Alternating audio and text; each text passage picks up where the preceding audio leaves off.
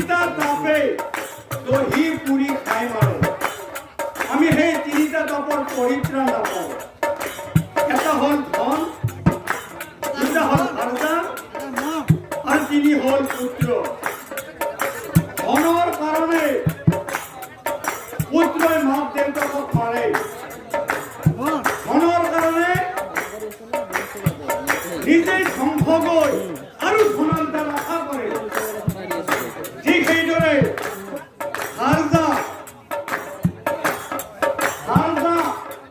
যদি সংসাৰত ভাৰ্যা বেয়া হয়, দেশৰ প্ৰধানমন্ত্ৰী ৰাষ্ট্ৰপতি ভাল হ'লেও সেই পুৰুষৰ সংসাৰত কেতিয়াও সুখ কমল নুফুলে। আমাৰ তেওঁৰ কথাই কওঁ, মই তেওঁক বুজাই গৈ থাকো, হয় হয় হয়, তাতে পূৰ্বে নহয়তো সোমাই বাপৰে বাপ খেতি একোৰে খেতি ৰাখাই কাম। সেয়েহে মই মাতৃসকলক প্ৰণাম জনাই কৈছো, আপোনাৰ হবৰ উপস্য দেৱতা হ'ল স্বামী দেৱতা। স্বামীক সন্তুষ্ট ৰাখিব পাৰিলে এই ত্ৰিজগতৰ ত্ৰিদশপতি দেৱতা সন্তুষ্ট থাকে।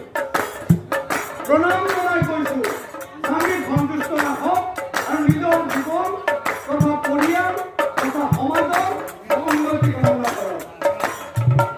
এতিয়া গ'ল ধন আৰু ভাৰ্যা। পুত্ৰ, সুপুত্ৰ হ'লে মাক দেউতাকৰ অশেষ সুখ। যদি কুপুত্ৰ হয় তে দুখৰ সীমা নাই। মাক দেউতাকে কি কৰিব